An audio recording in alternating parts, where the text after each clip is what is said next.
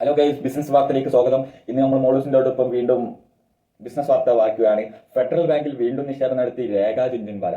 Federal ബാങ്കിൽ black റോക്കും രേഖ ജുൻജുൻവാലയും invest ചെയ്തിരിക്കുകയാണ്. Federal bank എന്താ അറിയോ? എന്താ ബാങ്കാണ്. അതിൽ രേഖ ജുൻജുൻവാലയും ബ്ലാക്ക് റോക്കാണ് ലോകം ഭരിക്കുന്ന അസറ്റ് മാനേജ്മെന്റ് കമ്പനിയാണ്. അത് ഇൻവെസ്റ്റ് ചെയ്തിരിക്കുകയാണ്. മനസ്സിലായോ? എന്ത് മനസ്സിലായി? പറയേ.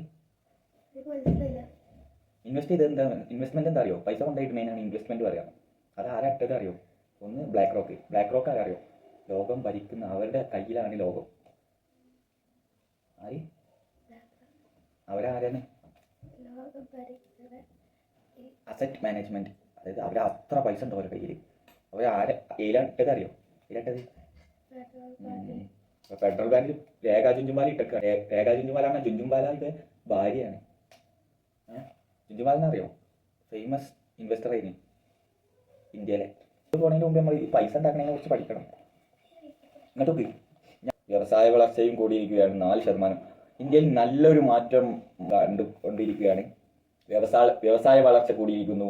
അതേപോലെ ഇൻഫ്ലേഷൻ റേറ്റ് കുറഞ്ഞിരിക്കുന്നു. ഡോളറുമായിട്ടുള്ള പൈസയുടെ ഇത് കൂടിയിരിക്കുന്നു. ഇന്ത്യൻ രൂപയുടെ ശക്തി വർദ്ധിച്ചിരിക്കുന്നു. അതേപോലെ പല ഇൻഡിക്കേറ്റേഴ്സും നല്ല സൂചനയാണ് ഇന്ത്യയിൽ കാണിച്ചുകൊണ്ടിരിക്കുന്നത്. സങ്കടകരമായിട്ട് കാഴ്ച, ബാങ്ക് അക്കൗണ്ടിൽ അവകാശികളെ കാത്ത് 2733 കോടി രൂപ ഇരിക്കുകയാണ്. അവകാശികളില്ലാതെ പൈസ ഇത്രത്തോളം കാത്തിരിക്കുകയാണ്. അതേപോലെ കണ്ടമാനം ഓഹരി ഇതിലും അവകാശികളില്ലാതെ പൈസ കെട്ടിക്കിടക്കുന്ന കാഴ്ച നമ്മൾ പണ്ട് കണ്ടിട്ടുണ്ട്. ഇപ്പോൾ ആമസോൺ 14,000 ജീവനക്കാരെ പിരിച്ചുവിടും. സങ്കടകരമായിട്ട് അല്ലെ? ജോബ് മാർക്കറ്റിൽ സങ്കടകരമായിട്ടുള്ള കാഴ്ചയാണ് കാണുന്നത്.